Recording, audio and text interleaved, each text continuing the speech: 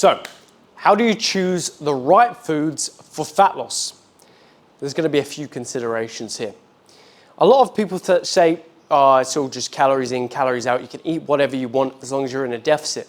And whilst that is true in the technical sense, in the practical terms, it's not the case. Because if you're eating whatever you want, like a quarter of a pizza, some chocolate, your calories aren't going to go very far. You're not going to be feeling full. You're going to rebound just as quick. It's not going to be sustainable over the long run. You have to consider volume. So this means getting a ton of food for little calories. That's going to help you stay full, and that's going to be the key to you having sustainable results. So in this case, we can look at 0% fat Greek yogurt. That's fantastic for when you're cutting. Now, you can get it in flavored as well. So if you've got a sugar craving, this can be perfect. And it's going to be a ton of volume, ton of protein, keep you feeling full, you're good to go.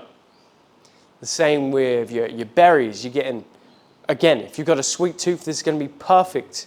Very few calories, very high volume. Feels like you're getting a ton of food. And that way, you're going to be more satisfied. It's going to be way more sustainable than you having half a chocolate bar for 500 grams of strawberries. That is the sort of difference we're looking at.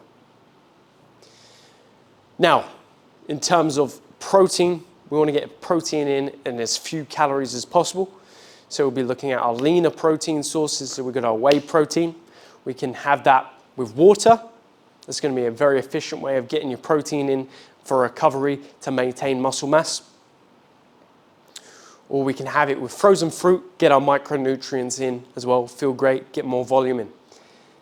Then we've got our chicken breast. That's going to be fantastic for volume, for cutting. Then we can't forget our fats as well. So we can look to our red meats as a high quality fat source, and our fish, our fattier fish, to get the protein in and also feel full. So that's our consideration, is feeling full, high volume. The best foods for feeling full, we've got potatoes, we've got oats, we've got fruit. These are going to keep you feeling full, get a ton of volume in, so these are going to be fantastic. And that's what I'm going to be basing most of your diet around when you're cutting. Yes, we can still go for a white rice, but what we can focus on, it's slightly less satiating, but it's going to add that variation, so you're not going to get as bored. Because it's all about sustainable results at the end of the day. And if you're feeling satisfied, you're feeling full, you're way more likely to stick to the diet versus even just getting a little bit of a taste for it.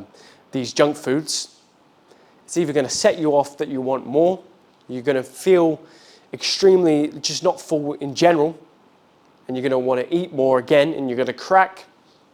It's just not setting you up for long-term success, which is my aim.